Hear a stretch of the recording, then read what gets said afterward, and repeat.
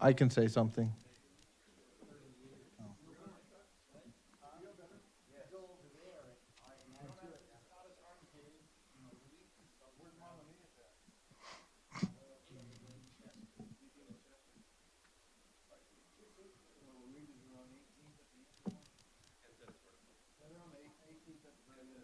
What's that Mexican restaurant that's over there? 18th Union. That's pretty good. We're up and running. Right across from McDonald's. Lost one person. Oh.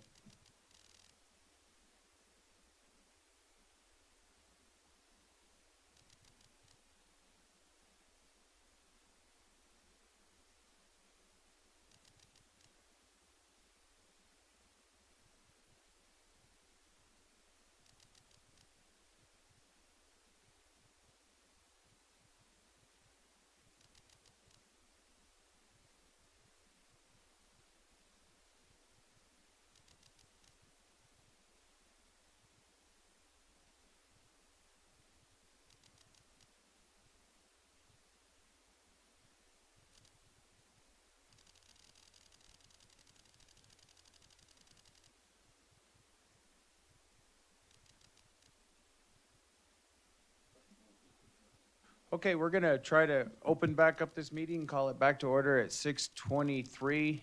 We apologize for the inconvenience, but our staff has got the issue handled. Thank you very much.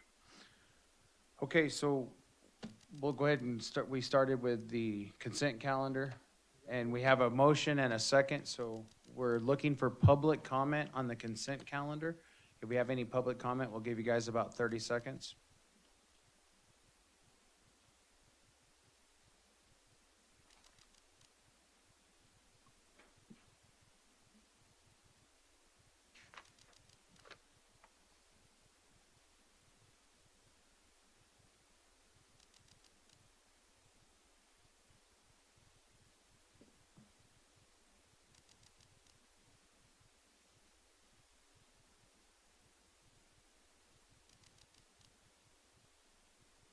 Okay. All right, seeing no public comment, then we'll go ahead and call for the vote.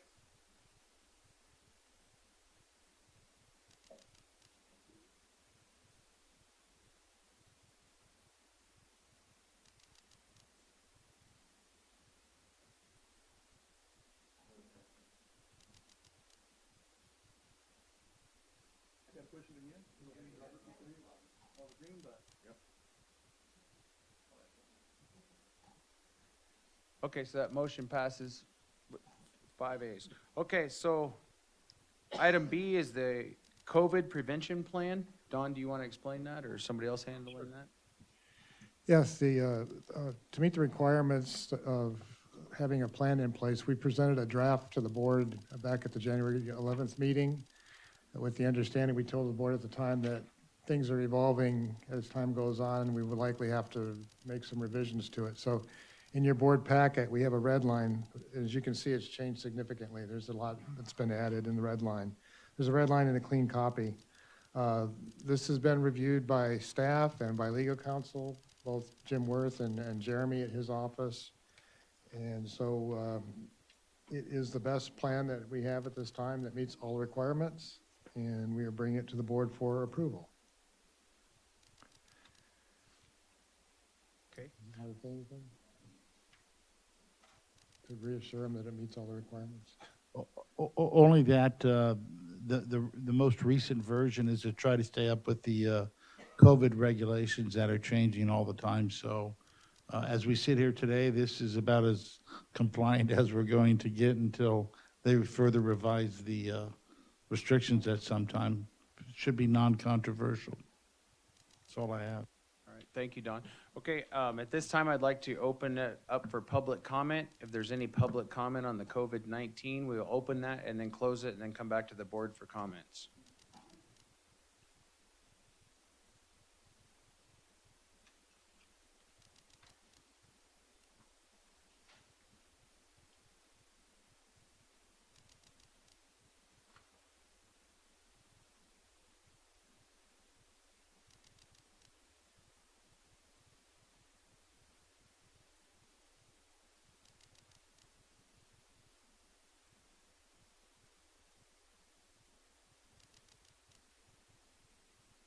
Okay, it's not appearing that we're having any public comment. Any board comments?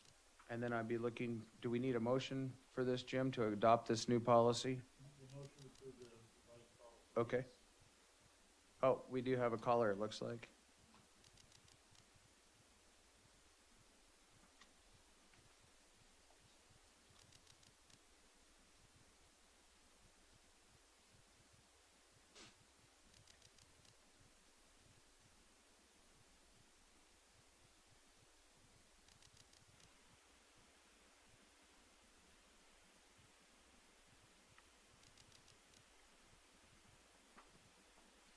Hello, caller, are you there? If you are, you're on and you can go ahead and make your comments. Please identify yourself, please. Yes, this is Renee Westa Lusk, and I don't have, She's there. I don't have the data in front of me of your plan, but I'm sure it's been well researched. So I approve. Thank you, Renee.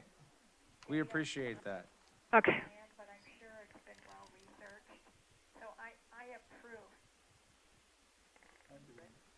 Yeah, it's about 15-second delay. We got 2 approvals from Renee because I heard it twice, so we're good. Yeah. Okay, is there any other public comment? Okay, we have no other calls, so I'm going to close the public comment and then open it up to the board. If there's any comments or discussion, or I'll be looking for a motion. I move that we accept the policy. Okay, so we have a motion and a second. Everybody turn in your vote.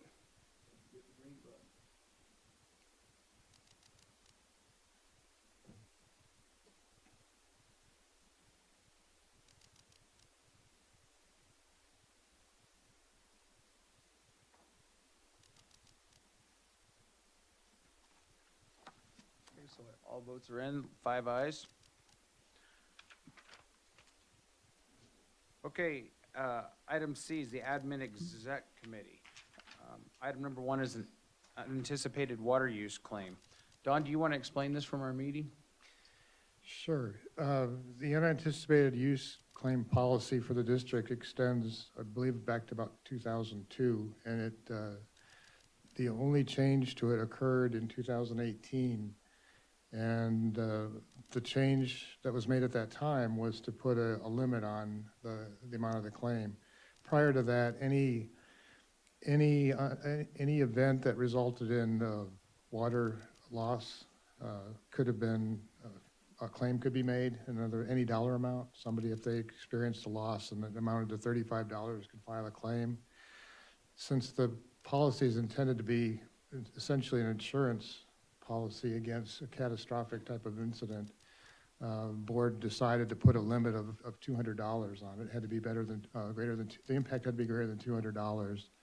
And so since 2018, that's the way the policy's been carried out.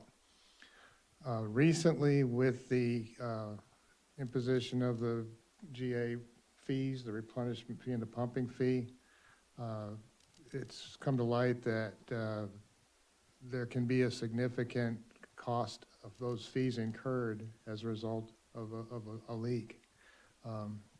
Again, part of the policy, I should say, the way it's written is you can file a claim one time for each type of event. So in other words, if you have a broken sprinkler head, that's one type of an event. If a valve got stuck, that's the second one, but you can't keep coming back making a claim for the same reason. In other words, if you keep breaking sprinkler heads, you can't just keep coming back and filing a claim. So anyway, the reason this came up, we've had a couple of claims that were fairly significant. I will say the one positive thing is the WaterSmart technology that we now have throughout our service area does provide for an early warning to let customers know that they do have an issue.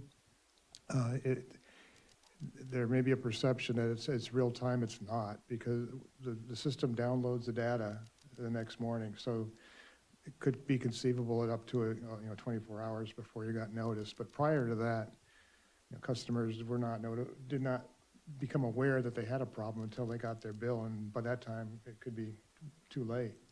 So we do have a system in place where if there is unusual water use, that customers will be notified, either by text and/or email or a phone call.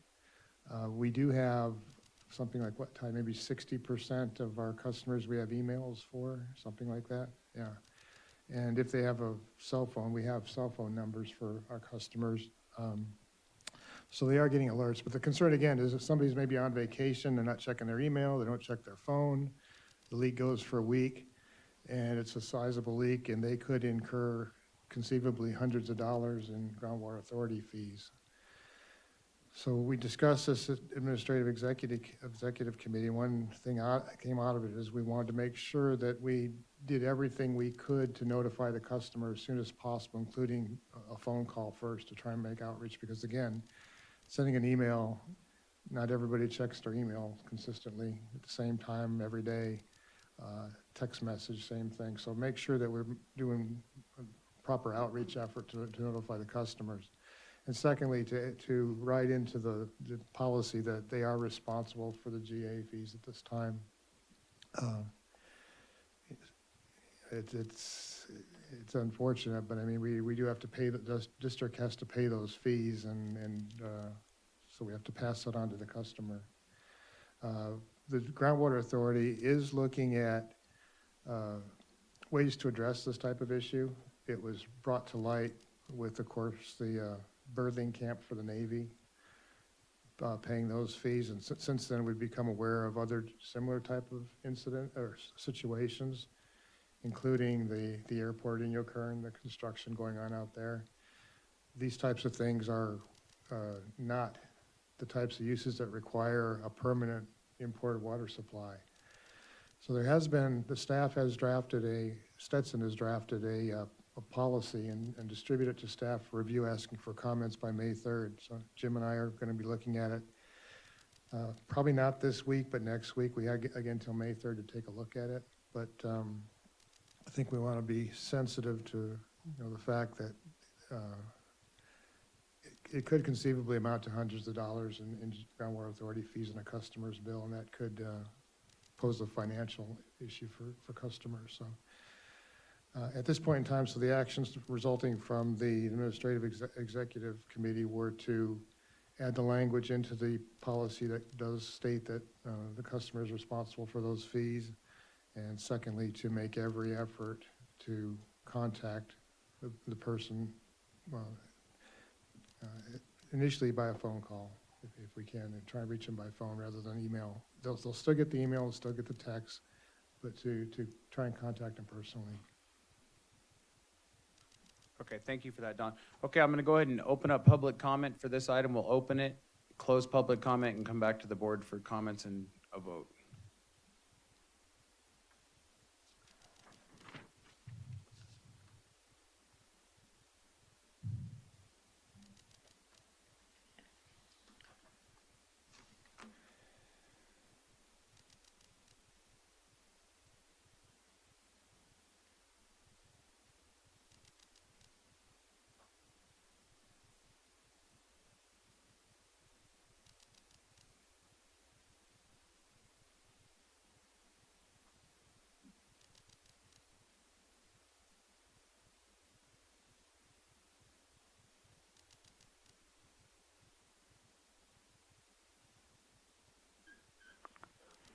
Okay, caller, go ahead.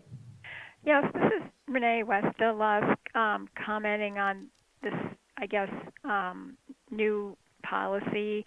I think it's a good idea. I just want to know, once they contact the owner, if they're out of town or whatever and they're not home to shut off their water, will the district offer to shut their water off or do something? Yes, Renee, that's been our practice. If we can't reach them, we will go over, shut the water off, and leave a note that the water's been shut off, and to contact us. Oh, I think it's a good idea to try to contact any owner where their water is like flowing and it can't be stopped. I often worry about scenarios like that happening. I guess I would approve of this. policy. Thank you very much, Renee. Any other public comment?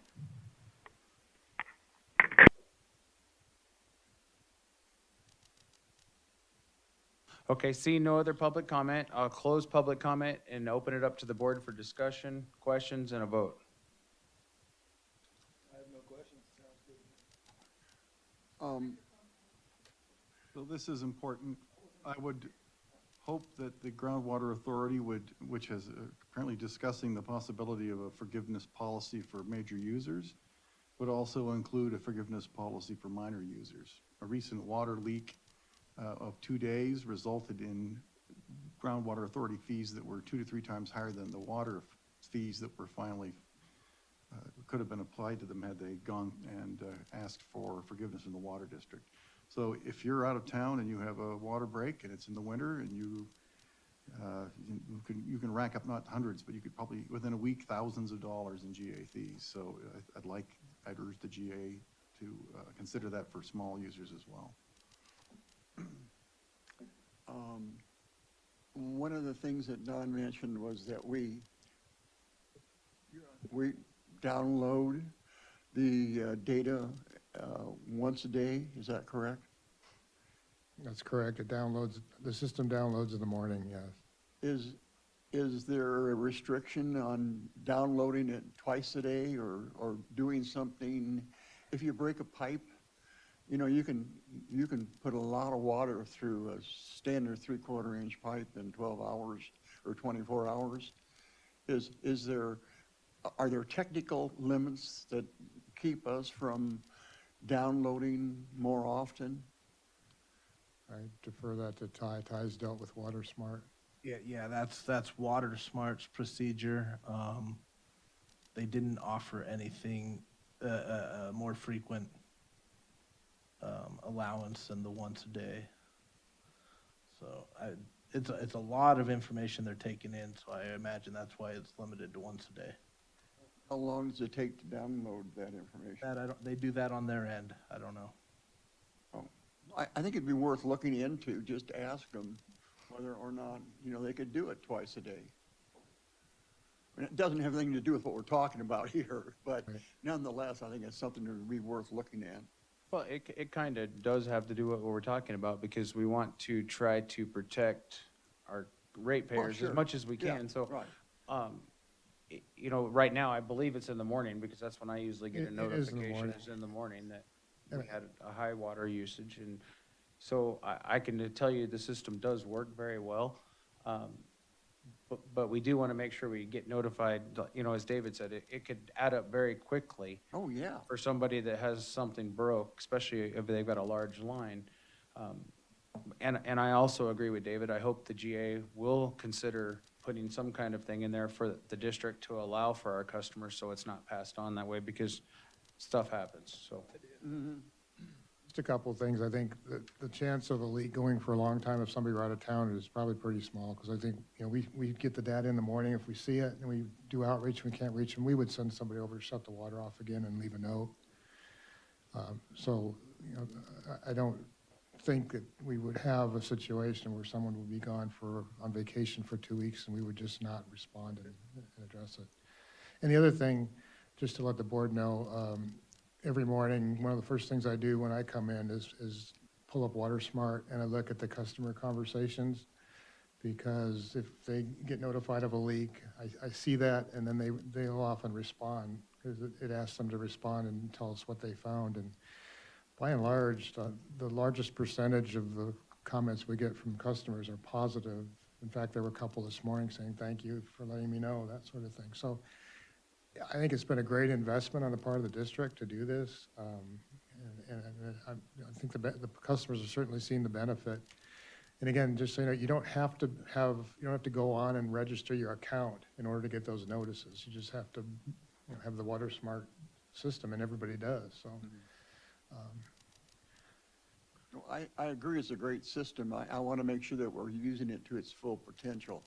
If we could get it downloaded 2 or 3 times a day rather than just once a day, Understood. that would be helpful. Understood. Okay. Any other comments? Then I'm looking for a motion. So move. second. Okay, I have a motion and a second. Call for the vote.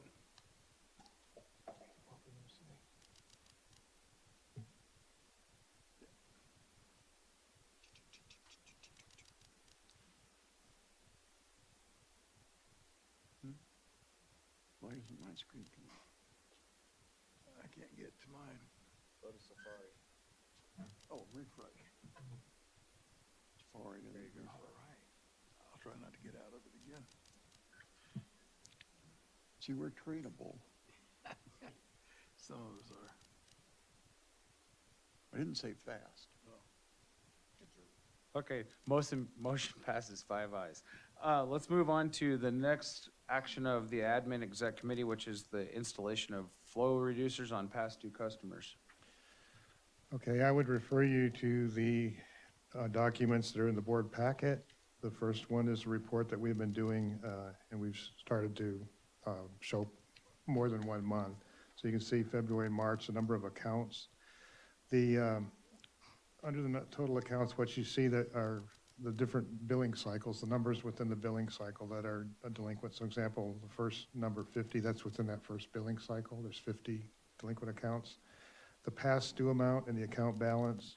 And so you can see from February to March, we did increase. We went from 228 to 261 accounts. And the total account balance, including the fees, is $184,686. I do have a supplementary report to pass out to you. I would stress we don't know what the circumstances are as to why they're not paying the bills.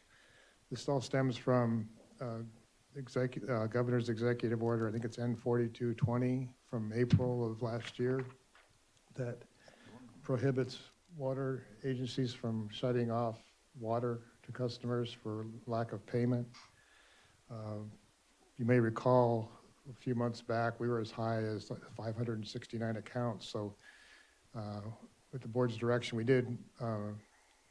were directed to send a letter out. And the second handout in your packet is from that meeting where the board directed staff to send a letter out to the customers, letting them know that that we encourage them to come in and set up a payment plan in order to avoid continuing to incur late fees and such, penalties.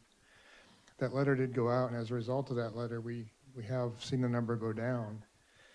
What I handed out to you breaks down the number of accounts at various levels. You can see, and I'll go to the pink one, for example. We've got 33 accounts that have over $1,000 past due in their account. And to further give you a little better idea, the severity of this, we have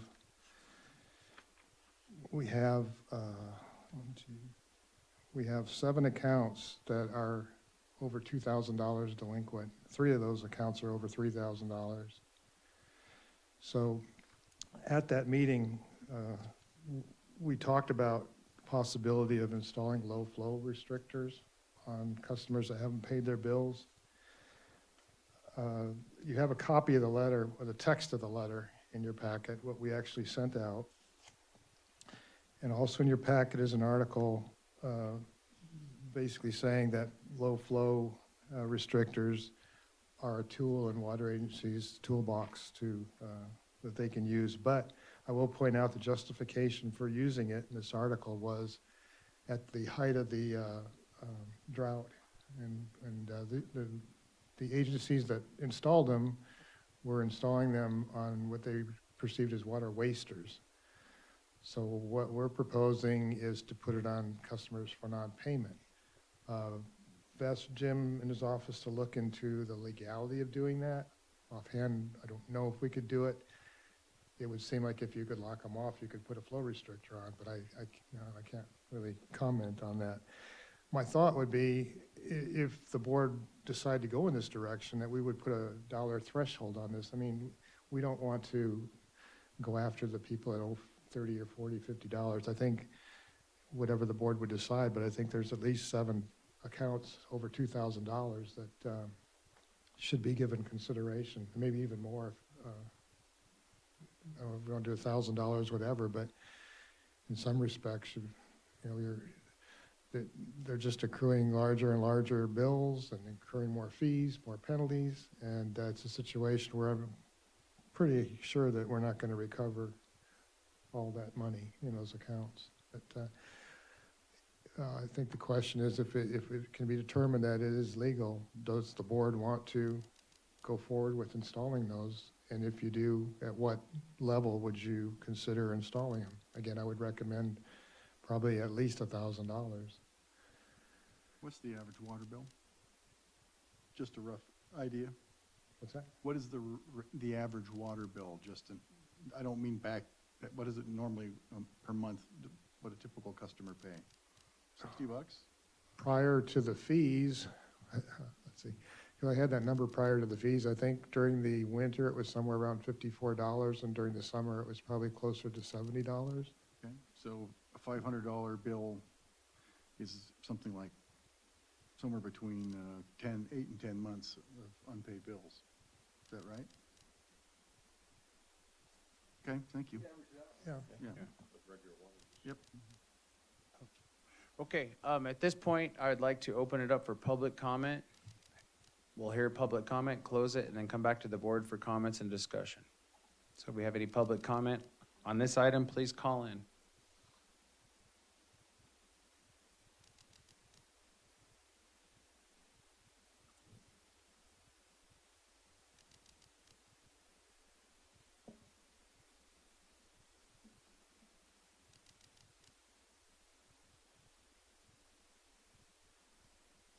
While we're waiting, some technical stuff.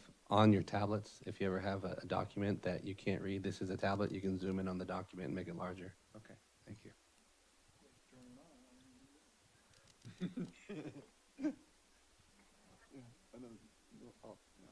Okay, we'll wait a few more seconds. You got it. Okay, we have a caller. Caller, go ahead. Please state your name.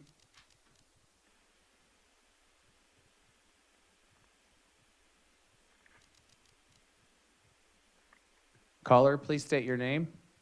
Yes, this is Renee Westa Lusk. I just have some questions, like how much does this flow reducer affect running essential water? I've heard different opinions about it. Some people say it's going to just affect overwatering the outside if you've got outdoor irrigation, and then other people say, oh, it might affect their swamp cooler, it might affect indoor use of water. Is there any danger to their health or safety by putting these flow restrictors, or is it just going to affect like outside irrigation? Thank you, Renee. Those are great questions. We'll get answers. Yeah, the flow restrictors we're looking at limit the flow to 1 gallon per minute.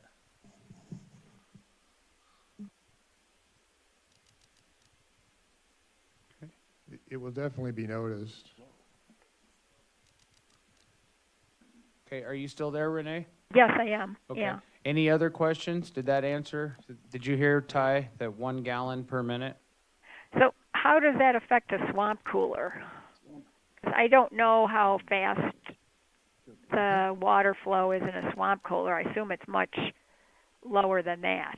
Yeah, it depends on the swamp cooler, but the one I have at my house uses about 5 or 6 gallons an hour.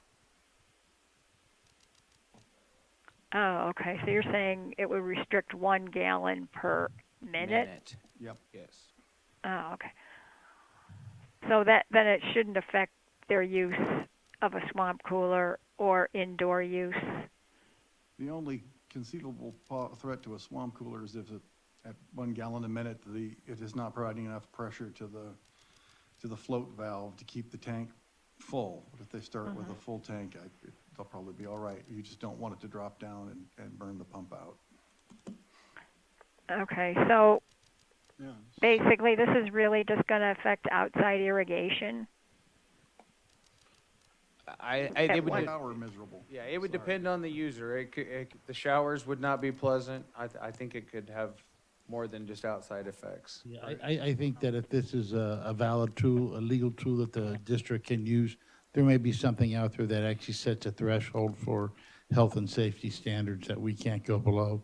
Is that 1 or 2 gallons? I don't know what that is right now, but I'm sure there's, No, the intent is to provide enough water to, for them to, for basic needs. It's not to have a lush garden. That's not the intent of putting the lower flow restrictor on. They shouldn't be using the water for that. But it's to try to incentivize people to, as I said, the desire is to get them to come in and either pay or sign a payment agreement to where they commit to ultimately paying off their bill. Okay. And if they do that, then they will no longer be incurring the late fees and penalties. That can amount to quite a bit as time goes on. Has the legal department, Jim Worth, weighed in on this as far as liability to the water district if it should affect, is the water district going to be pretty much protected against threatening someone's health and safety? we're looking into that right now. We don't have the final answer, but it's all being considered. Okay, so is this going to be a final vote on this, or will this have to be brought back? It'll be brought back. I'm not aware of any final vote today. Oh, okay, this is just an introduction. Yes. Oh, okay, I thought you were actually going to vote on this. Okay, all right, I guess you've answered all my questions. Thank you. Thank you, Renee. Any other public comments?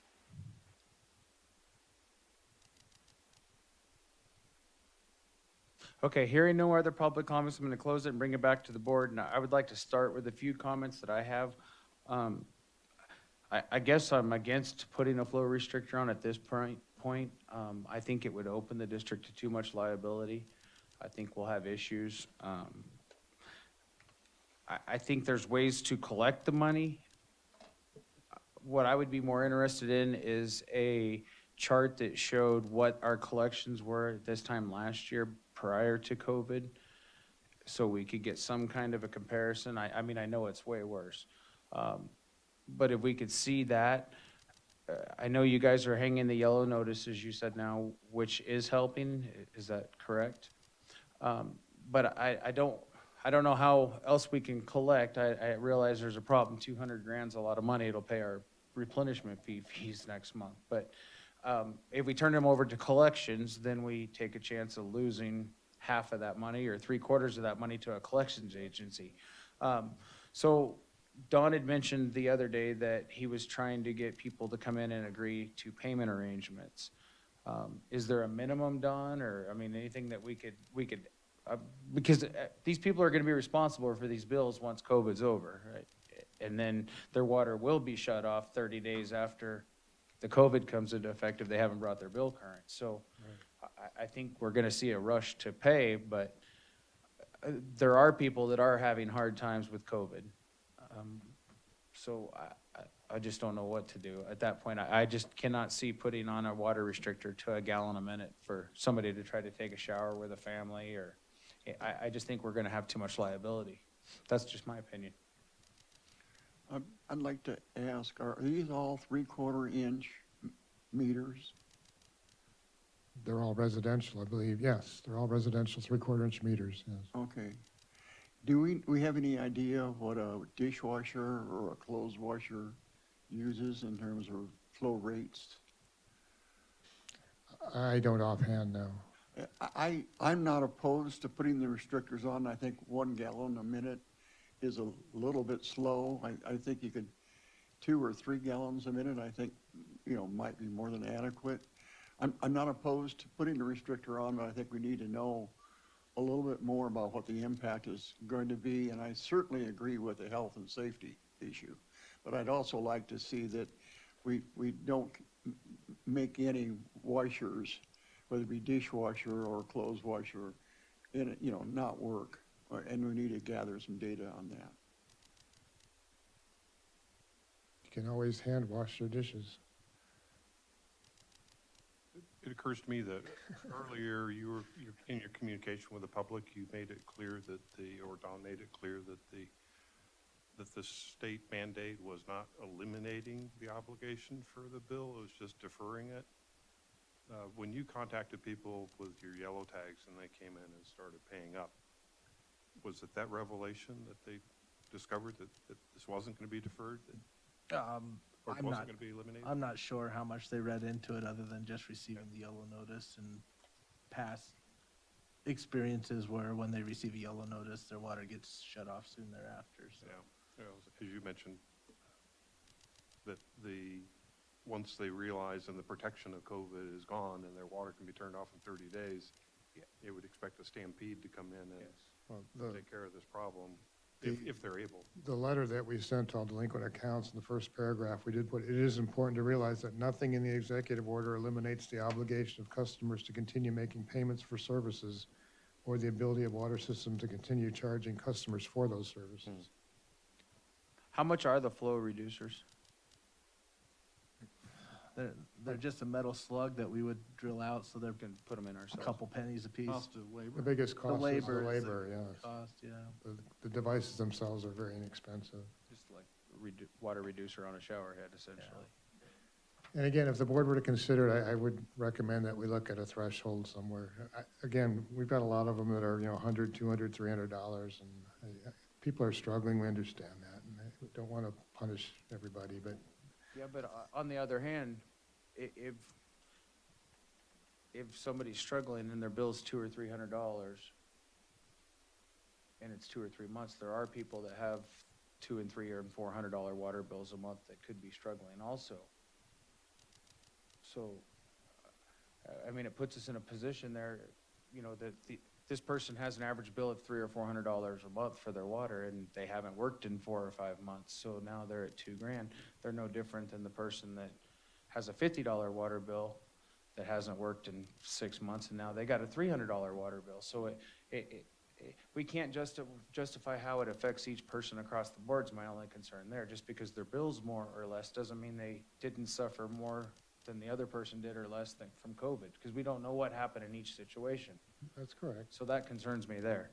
If we just put a blanket, if somebody can come in and say, I don't have a job or I've lost my job, then we could understand and work with them a little bit more. I think staff would be willing to do that and say, make us a $10 payment or whatever you can do. I mean, but I think every case is gonna be different. We don't know each household, what their income is, what their bills are, to sort of set that threshold.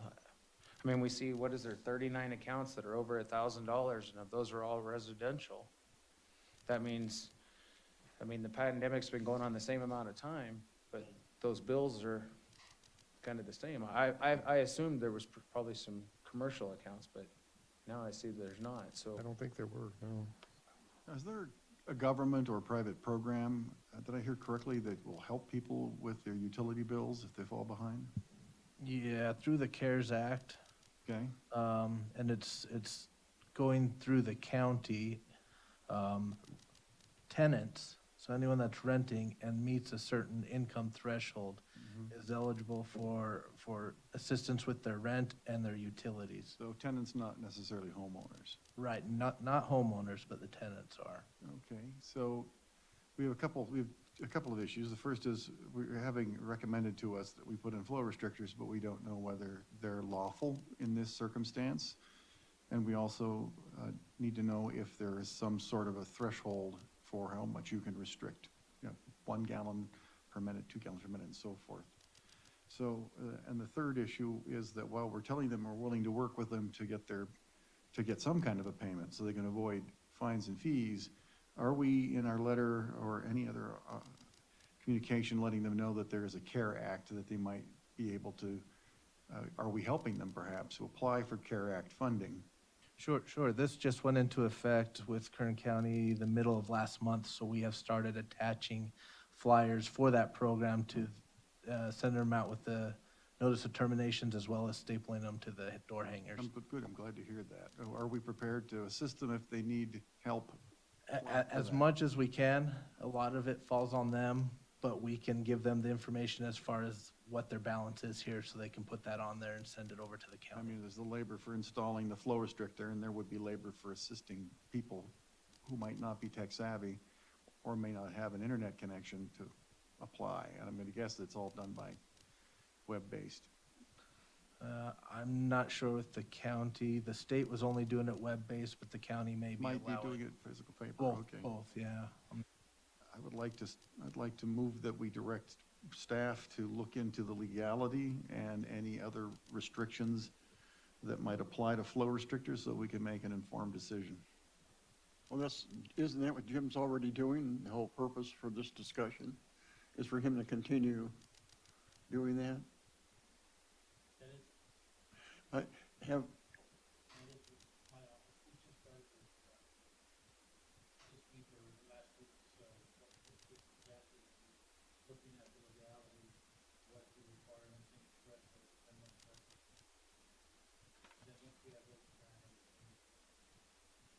So it says in the agenda, for further discussion of possible action, what action were you anticipating might take place?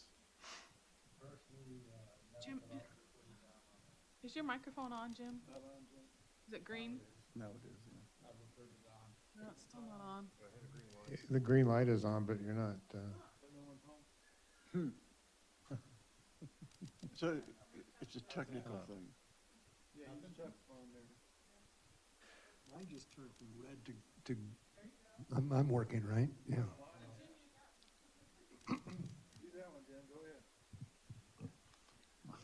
go ahead. I didn't envision any final action taken on this matter, but I'll defer to Don if there's something else. no, the fact that legal's looking into it, I don't think it's appropriate that there be any action taken until Right, well, it's still we get all the possible answers action. that the board wants. So I will I withdraw my motion. Don, am I correct that none of the people on this list have signed up with a payment agreement? I don't know that you can make that statement. Because if they, in my mind, as somebody who has already signed a payment agreement, we need to have a slightly different way of handling those people than the people who haven't bothered to come in. Absolutely. Wouldn't be on the list if they have a payment plan. They would not be on this list if they had a payment plan. Correct. Okay, all right, because otherwise the list would not be a full picture of the real situation. Thank you. So at this point, then, we will just table this until staff or legal comes back with a recommendation, and then we'll look at it again for the Correct. next meeting. Okay, so we'll move on from that to the Indian Wells Valley Groundwater Authority. Stan, we'd like to hear your report, and then we'll open it up for public comment and close it and come back to the board for their comments. Thank you. The biggest thing that's happening right now is that the regional government services group. The biggest thing that's happening now is that the regional government services group has begun the transition of the general manager responsibilities. Carol Thomas Kiefer is our new general manager. This is a big deal. We've been asking for a single general manager now for probably 2-3 years. We finally have one. I've got a good feeling about Carol. Even without bribing her, she volunteered that one of the first things she does is revamp the finance report. And of course, that's a big deal too, because we've been wanting to get real information out of that report. Now, previously, the Water District has supported having a single legal counsel as well as a single general manager. And at the end of my report, I would like to go through the board and see how many people currently are still in favor of having a single general counsel. Looking at ongoing or new efforts, the last meeting we had back in March authorized a percolation effort as part of the recycle program. I guess that's all right. The bad news there, however, is that the funding is coming out of the State Water Project Table A Entitlement Fund. And that is the reason why I voted against. It still passed 4-1, but I didn't like the idea of using the wrong type of money. The shallow well mitigation study is ongoing. The GA, at our next meeting, which is Wednesday coming up, will be reviewing a shallow well impact reporting form. And that should be interesting. That's people who think maybe their well's been impacted, they could fill out this form and hand it into the GA. At this point in time, I'm not sure the GA knows they're gonna do with those impact forms, but it's a start, and it's something that, you know, will actually provide some support to people. The recycled water alternatives study plan is ongoing. The city and the TAC have provided comments on the preliminary plan, and I've been told that those comments have been incorporated into that preliminary plan. The technical services support group, the state has drilled a well, as most of you know, in the El Paso area. That is operating, and my understanding is that we are now doing water sampling on that well. The Rose Valley COSO royalty monitoring well project is starting up, and my understanding is that the drilling of that particular well will be later on this fall or winter of 2021. No, the TSS. Okay. Oh, I'm sorry. It's the COSO royalty. Well, yes, I'm sorry. I don't know what I said, but you're right. It is the Rose Valley COSO royalty. But again, they're monitoring wells. We're not going to get any production information from them. The next GA meeting, again, coming Wednesday, is going to discuss or get a presentation on the 2022 and 2023 efforts of that royalty program. Based upon what I've read in the handouts, those will also be monitoring wells. So we'll get, again, no information on water production. Last item is that the GSP annual report for water year 2020 went out on April 1st. Now, I don't recall the GA approving the report, quite frankly, and I'm going to look into that. I'm not sure what's going on. Based upon the data packet, it appears that the report was reviewed by staff and then sent in, which I think, quite frankly, it's appropriate for the GA, since it's a major report that goes into DWR, should be the one who's responsible for that report. But we'll find out on Wednesday what's going on there. In terms of outstanding issues, the March finance report was difficult to understand. As everybody, I think, probably recalls, that the water district had divided or subdivided the budgets before handing it over to terminate our responsibility. However, at the last meeting, all those budgets were commingled again, so you couldn't tell what money was coming in and what money was going out, or where it was coming in and where it was going out. So they're obviously got some work to do there. Now, the good news is I believe the new GM, general manager, is on top of it. Bad news is I couldn't find a financial report in the data package for the upcoming meeting. Now, it may come out tomorrow, but to the best of my knowledge, there is not a financial report for the meeting on Wednesday. And also, along the financial line, as far as I know, the water district is the only entity paying the replenishment fee. The transient pool is still a bit of an open question. April 1, I think, probably should have brought some clarity. It's my understanding that all the farmers that were into the pool are still in the pool. And again, we'll find out hopefully on Wednesday. The thing that is more up in the air is who may be buying that water from the transient pool. And at this point in time, I'm not aware of anybody who is actually in the market to buy that water. I think we spoke last month about the Prop 68 grant application. Our application did not make the cut. Stetson appealed that decision, my understanding is that the initial feedback on that is that we will not be getting any of that money. And apparently the basis for that is it wasn't within scope. They were apparently looking for more shovel-ready projects, and ours was strictly a planning type project. And I think the feedback was that it was an excellent, well-organized proposal. It just didn't meet the scope of the grant.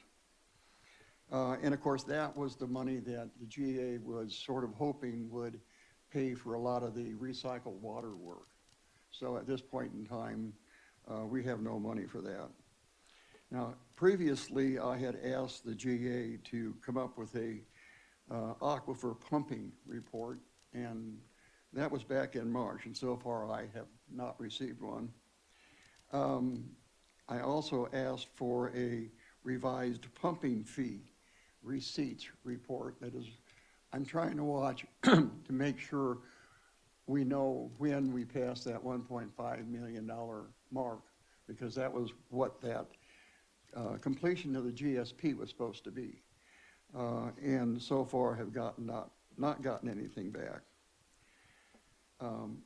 Right now, even though it might sound, I guess, a little pessimistic, you look at the big picture, and all of the augmented water efforts are currently tied up or wrapped up in litigation. Now, my feeling is, or my take on it, is that the water district needs to be more proactive. And even if we have to go off on our own, I think we need to start looking for augmented water. Okay, now we're back to what I had said earlier about a poll for a single general counsel. I have always been in favor of not only a single general manager, but also a single general counsel. My feeling is if the general manager is going to be successful, we can't ask her to herd cats and get anything done. They'll spend half of her time just trying to get all the various lawyers coordinated. So I am in favor of a single general counsel, but I want to get a feeling from the rest of the board. You know, how do you feel? So over. Myself, I'm for a double counsel. The way things have gone so far, I would like to have another watchdog on the scene. I think that's saying it pretty nice. But I'd like to see two councils on it. And the reason being is so we're up to date all the time, whether it be what we want to hear or not want to hear. It concerns me to have a single, unless you can tell me who that single counsel will be. Well, hopefully it would be somebody not related to any of the current agencies. And of course, we always have our special water counsel. Mm-hmm. I mean, that's a given. I probably should have said something about that. You should have said something that. And so Jim Markman is the water counsel, and I can't imagine him not sticking around and being the water counsel, but trying to, right now the budget for the general manager is $200,000. That is the whole contract for doing the general manager job, the finance report, you name it, everything. $200,000. The budget's $225,000, but the contract is $200,000. And my feeling is that we would get a much bigger bang for the buck having one general counsel. And I guess I'm not really sure what you mean by the second. Stan, I'll go ahead and answer you. My opinion is that I like having our council there. I don't want to lose that. But I don't want to ever see the Water District Council be the GA Council again. I would like to get away from that. So if that's what you're asking, I would agree with that, I think the city does not need, I think it puts too much pressure on staff for the Water District and also for the city. I think it creates a conflict. And that concerns me. So I would like to eventually get away from, say, right now, the city being the representative, their attorney, and putting our attorney in that position too, because I believe it makes them work for two boards. Oh, right. And I would like to see that end, is my opinion. And I believe that all 4 or 5 of the general managers, as well as all 5 of the general counsels, will still be part of the staff. But my feeling is you should only have the one general counsel who reports to either the board, the whole board, or reports to the general manager. I think I'm fine with that as long as they're, Okay. as long as Jim is on the staff. Yeah, I'd be fine with that. well, I think we can tell him to do that.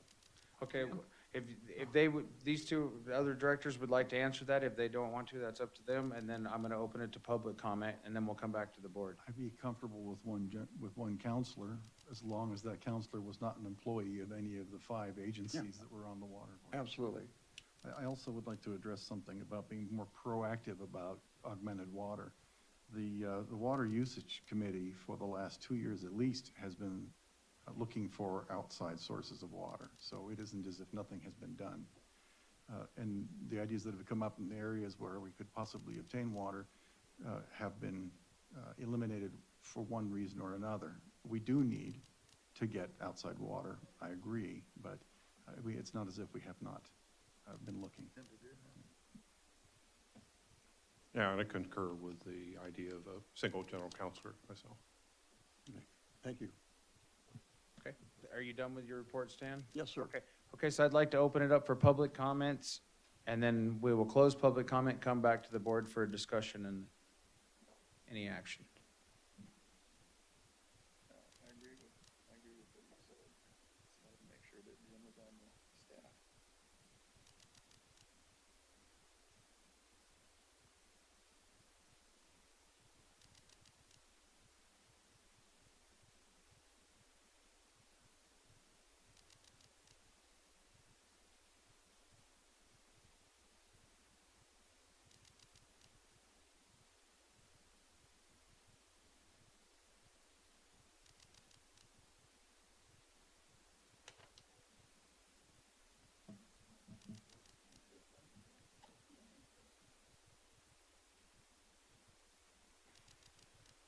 Okay, it looks, we have a caller. Caller, identify yourself, please. Yes, this is Renee Westerlusk. I just want to say that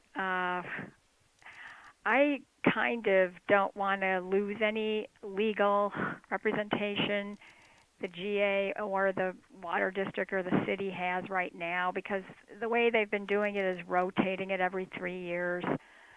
But they have the input of all 3 attorneys at any time they need it. I don't think you should lose that right now, because this agency is just in a fledgling, growing new entity position. And the other thing is Mr. Markman is very expensive, and I think due to costs, they arranged this rotation of attorneys representing. I can't describe it all because it's kind of complicated, but I don't think you should be preoccupied with decreasing our legal representation for the GA or city or water district. It just down to one attorney. Sometimes you need all 3 minds. I've been to some of the GA meetings, this past year, the ones that are held sort of virtually, and a lot of times we have more than one attorney calling in to explain the situation, what's happened in the past, and why we need to do things a certain way. And sometimes you need all 3 attorneys' input. So I don't think it's a good idea to be discussing decreasing legal representation at this time. Thank you. Thank you, Renee. Any other public comment?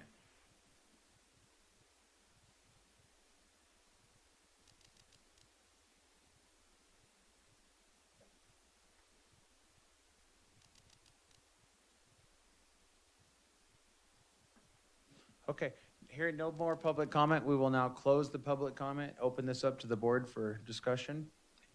Any comments on Stan's report? I don't think if we go down to one single council, we're still gonna have Jim on staff, and, we're not talking about eliminating anybody, are we?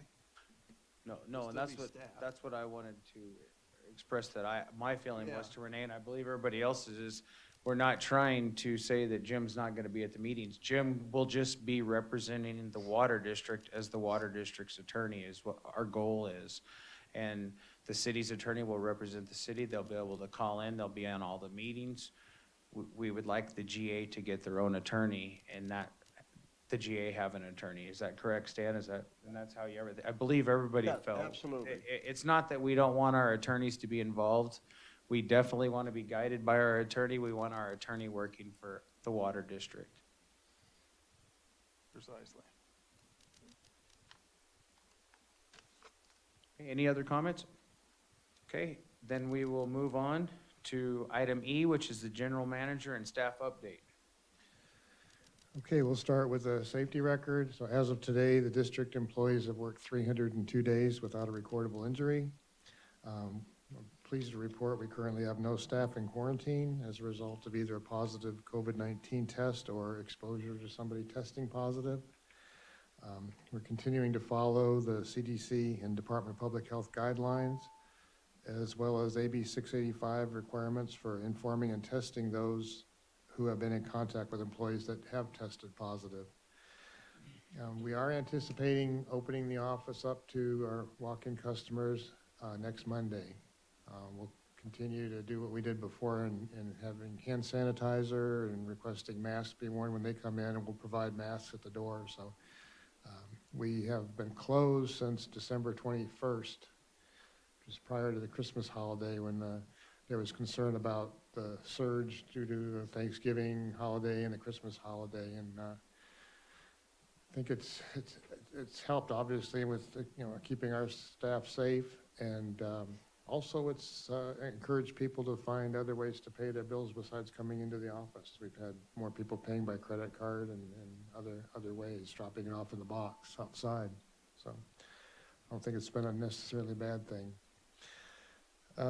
Production, the meter production at the wells for the month of March, 136,633,000 gallons. That's 419.3 acre feet. The number that we report to the State Water Resources Control Board is the water through the distribution system, and includes the non-revenue water, anything related to flushing, blow-offs, leaks and such. That number is 98,625,000 gallons, or 302.7 acre feet. We did report the results to the State Water Board on March 2nd. Again, now, the first of this year, they had required those results be reported by the 10th of the month, and they've extended it down to, I think, the 25th of the month now. But we still target getting the results reported as soon as we can, generally within the first week of the month. Consumption was down 10.9% compared to the baseline year of 2013, the month of March.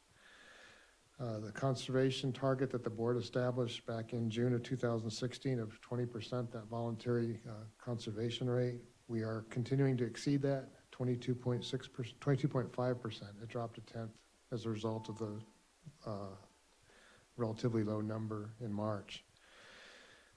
I like to compare previous years just to show you the trends. 2020 was 10%, 2019 25.2%, 2018 10.3%, and 2017 23.8%. We do report the residential gallons per capita per day, which was 80.8 for the month of March. And just to clarify, that includes indoor and outdoor. I don't want to give the impression that that's indoor, because there has been some comment about 55 gallons per person per day and this number, so that's total indoor and outdoor, 80.8 gallons per capita per day. We had 14 new connections during the month of March. To date, in this fiscal year, which began July 1st, we've had 102 new connections. And those new connections have contributed $675,708 in capital facility fees.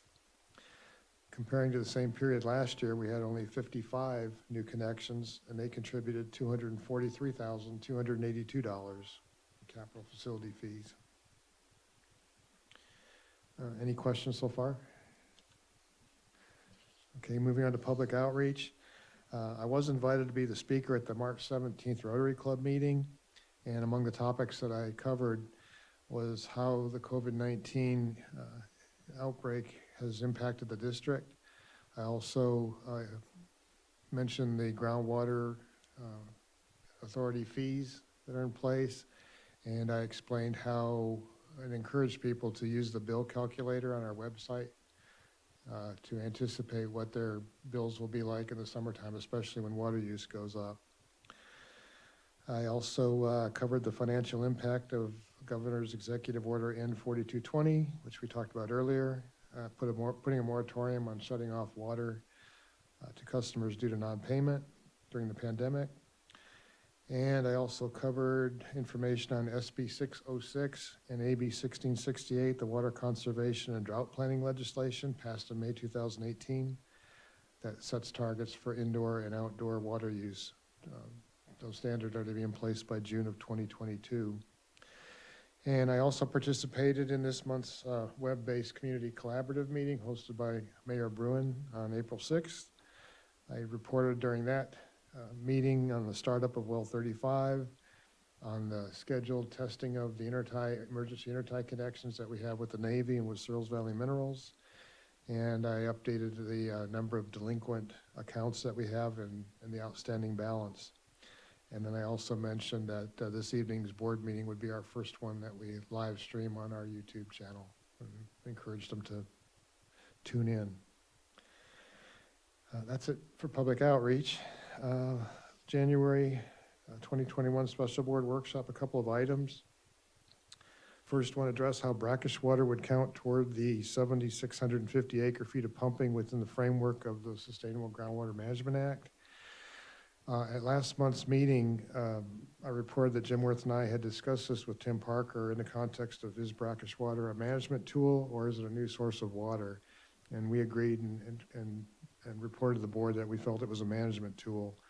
The board did receive a summary of Tim's research in the form of a memo, but there was opinion among some board members that that memo did not address the questions that was being asked. So Tim has reached out to DWR, Department of Water Resources, once again, and I've got a copy of the email that he has sent asking specific questions. This just went out last week. We haven't received a response to it yet, but hopefully this will provide some clarification to the question that's being asked and satisfy what the answer is, give you the answer you're looking for. The other thing on the workshop, the other item, the Finance Committee, a policy issuing will serve letters for new connections. We're still looking into that. We will put it on the agenda for the May 4th Finance Committee meeting. And I've talked to Jim. I think it's a good idea to have Jim Worth call into that committee meeting on May 4th and participate in that discussion.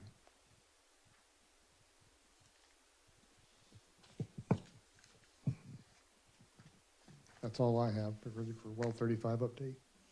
Unless there's a question or comment. All right, we'll move on then. Well 35, we're getting close to being completed with that project. We had startup the week before last, and we also did some flushing of the well and took some samples. We have to go through the whole Title 22 sampling protocol. And it was kind of obvious, we got some results back that we needed to flush the well some more. So our water supply department is spending lots of time getting that well flushed some more this week, and then we will be doing some resampling. This Wednesday, the state inspector will be out at the well to do his inspection and make sure there's no other issues that he sees, and hopefully he'll give his blessing once all the water quality results are back. We still have to go through all the the bacteriological sampling too. Will be probably the last thing we do. So once it's approved by the state, then we'll be able to actually use the water into the distribution system. We can't use it yet. It's all flushed to atmosphere to the pond on site right now. And the contractor is finishing up some punch list items out there, a few things left to do, so. NG, the solar contractor, has completed their racking and modules installation. I did have some pictures of what's going on at 35. I'm not sure if there's some there you can take a look at. Our lovely building should show up on your tablet there too. The electrical's on the right side, and as you're looking at it, and chlorine room is on the left. And then the well itself is actually behind that, so it's just another angle. And then if you go ahead, that's inside. You can see the actual well there with the pump on the left, and the discharge piping.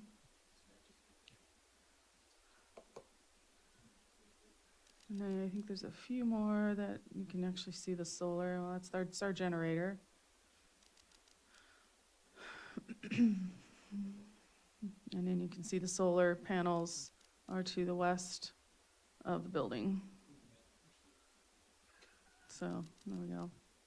So the electrical crew for NG is scheduled to start work on the 19th of this month, and we expect the entire project to be completed and approved. There's a process going through SCE by mid-June, so that facility can be online.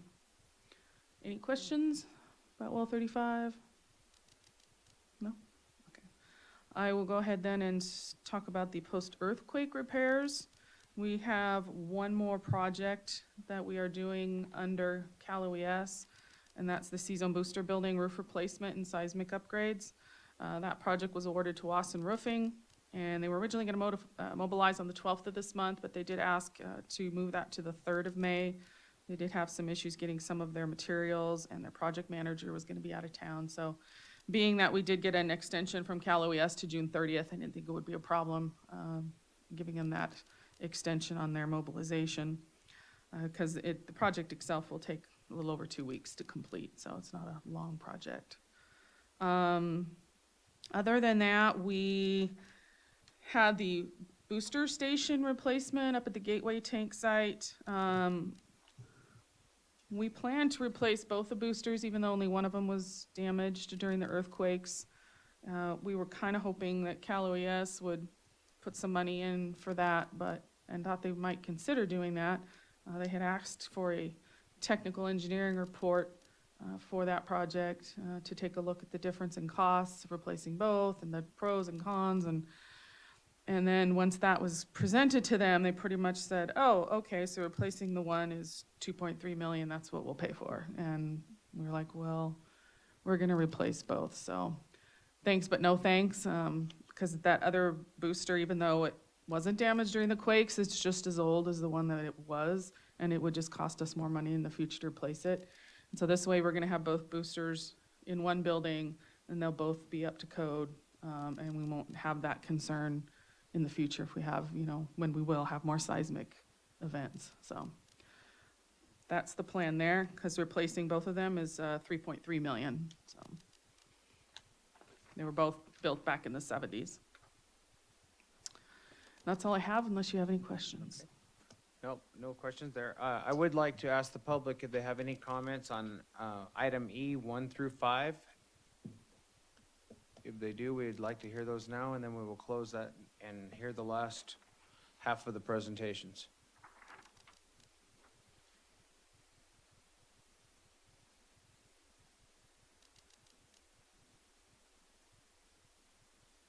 Okay, hearing none, we'll close that, and we'd like to hear the financial status, please, Ty.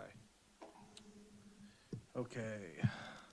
Through March of 2021, we have received total revenues of $10.5 million, which is better than budget by $2.3 million. Expenditures, we have $9.9 million, which is above budget of $165,000. But our net is a positive $589,000, so we brought in almost $600,000 more than we spent, and that comes out to 2.15 million, better than we anticipated being at through budget through March. So we're ahead of the curve right now. Capital expenditures, 3.5 million, and of that, just under 2 million is funded by the 2018 COPs. And debt service principal is $646,000. Could you let us know what we have paid so far on the replenishment fee year to date? I'm just curious, so our customers Sure. know what we've paid, so they see where this cost is coming from. Yeah, I don't have the replenishment broken out by itself, but I do have the replenishment plus The pumping fee? the pumping fee. That's okay. So to date, GSA fees of $669,000. Okay, thank you very That much. does not include the payment that we made This month. this month, right? What about that 2.1 million that we're ahead of schedule on? Does the fees have to come out of that? No, so on the revenue side, we've brought in 658,000. So we're pretty close to balancing those out to a net zero. So that 2.1 is on top of that. Good news. Okay, thank you, Ty. Mhm. Going to solar? Sure. Solar for the fiscal year, so July through March, we have a guaranteed savings. I don't think I added that up. No. Guaranteed savings during that time was $363,000, and actual savings was $326,900. For March, the actual savings was $46,736, which is better than the guarantee of $45,619. Okay, thank you. Jason? Yeah, you want to do conservation, Jason? Oh, I guess Ty's doing conservation. I could do that one too. Water waste reports, this is for calendar year 2021, so 3 months worth. We have received 11 water waste reports. We've made 11 contacts, and we have issued 0 formal actions or penalties. But remember, the timing, or the watering schedules have changed as of April 1st, so set your watering clocks appropriately. Okay, thank you. Okay, for the SCADA update, ATSI has installed and programmed all the sites, including tanks, boosters, and wells not associated with the arsenic plants, including well 35 was just completed. They are all online and working properly. ATSI is currently programming arsenic removal plant 2 remotely.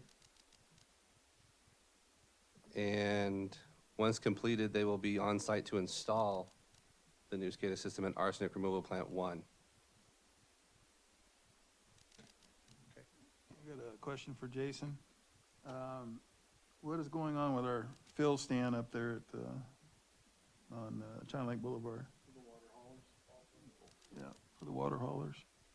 It just got surveyed, and we'll start building the pad here shortly, and getting ready to move it over. Okay, thank you.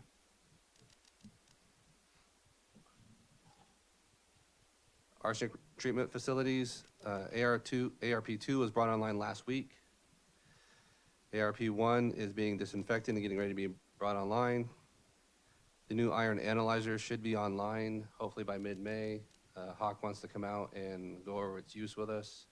We're waiting for the reagents, and they should be here at the beginning of May. We did have a meeting with PureFlow, looked at their under drain system for the filters.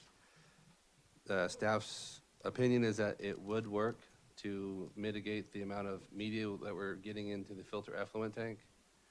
And they are willing to give us a written guarantee on that as part of the contract. We don't know exactly what that verbiage is gonna be, so we're waiting for their proposal. Okay, thank you. You want to move to operations? For the month of March, we had 31 repairs and 21 replacements on laterals. We replaced saddles and services on Ward ahead of the city paving. NODES ran 4 times, flushing 26,700 gallons, bringing our grand total to 7.8 million gallons of water saved, and we turned 151 valves. All right, thank you.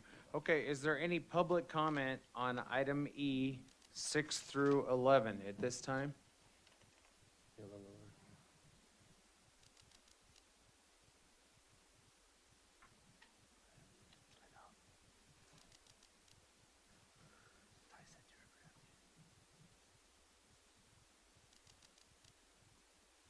I'm not hearing any public comment.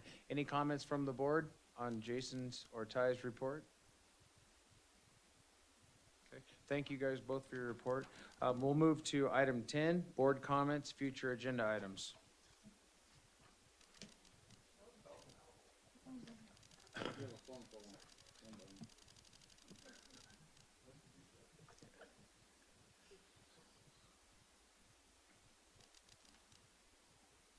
It looks like we had a late call in, so we have public comment. They hung up? Okay. All right. False alarm. Okay, we'll go back to the last item, which was board comments. Anybody have any comments or future agenda items?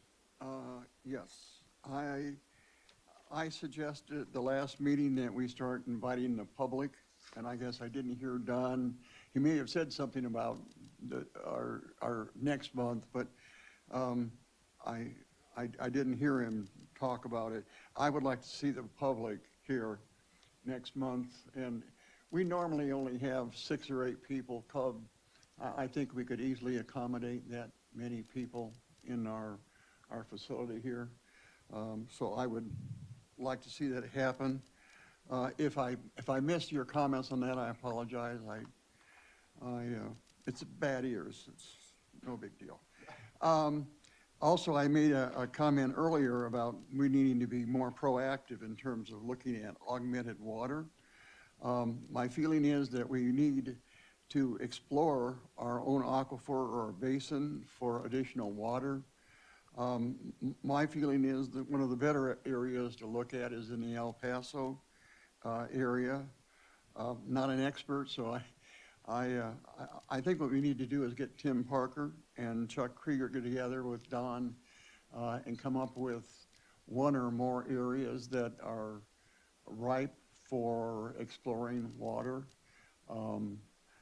My feeling is if it's going to happen, it's going to happen because of our efforts, and we need to get going on it. Also, I think we need to investigate the reclaiming of brackish water that would otherwise be ET out on the playa. There's almost 5,000 acre feet of water going up into the air being totally wasted. I mean, that is just wasted water. And I think if we could reclaim some of that water, that's a lot of water. I mean, that would be enough to meet our needs and Cerros Valley. So I think that's another area that is ripe for looking at, and it's again another area that not so much Tim, but I think Chuck Krieger could be helpful in trying to identify a design that would pull some reclaimed water out of that area. Thank you. Chuck? I had an excellent time the last 5 hours. I appreciate all the prayers and everything. I'm glad that I'm back here and everybody's looking good, and hopefully I don't have to leave you again. So, thank you guys. Dr. Boyd? Welcome back, Chuck. I don't have any comments. So water in the valley is still water from the valley. Doesn't address the state requirement to cut our usage down to what they announce as our recharge. The water on the playa is on the Navy base, and that's a Navy issue. That might be difficult to make any progress on. We absolutely need to try to find some water within an economic radius of us that we can use to increase our own water supply here. I agree that that is an absolutely critical thing, critical consideration. I wanted to address additionally AB A16, 68, and 606. That's the limit of 55 gallons a day per capita, which is then by 2030 supposed to go to 50 gallons per day. Recently, I think his name is Max Gumber of the State Water Resources Control Board, said that preliminary analysis shows that 55 gallons a day is, quote, way too high, and that we need to have 40 to 45 gallons per day per capita. He lives someplace, he lives in a part of the state that is a pleasant temperature most of the year, I'm sure. So Found application for our flow reductions. the state does not go after individual water users, but they leave the door open for water districts to do that. The issue is the water district has no water district in the state has any way of knowing how many people are in the house that day the water is being used, so they can't really tell what the per capita usage. And that's not the kind of tracking of people that the water district wants to be involved in. The fines for failing to meet the state arbitrary limit of 55 gallons a day, and God forbid 40, is $1,000 per day in a normal year. So the water district could expect to pay the state, what, $365,000 on good years and $3,600,000 on drought years, even though droughts don't affect our water supply. The good news is there's some water available with outdoor use. That's being negotiated right now. And our general manager, Don Zadiba, has been working furiously to get the state to consider the water usage from swamp coolers. So I'll wrap it up because nobody wants to hear a lecture more than 5 minutes long. And that is that every customer of the water district needs to contact their representative at the Assembly and the Senate level and tell them exactly what you think about the idea of being restricted to 40 gallons per day. That's, you know, when your dishwasher uses 12 gallons, your laundry machine uses that many, that you can use a lot of water unless you're taking an AV shower in a very short period of time. And one flush is 5 gallons. So that's all. You need to call them and tell them what you think about that. It's a terrible idea. Thank you, Mr. President. Thank you. First of all, I'd like to say, welcome back, Chuck. It's nice to have you here. We're all glad you're healthy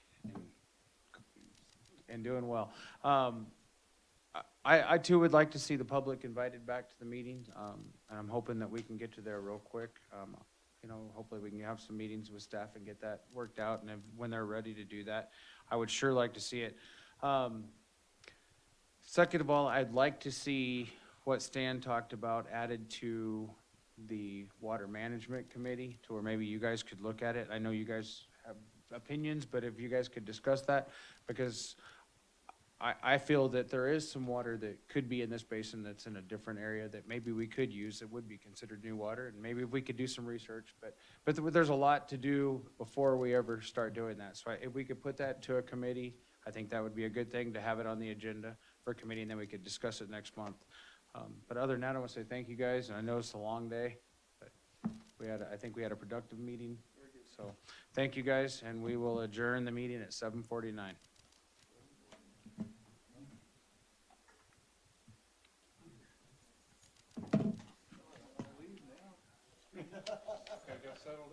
I do.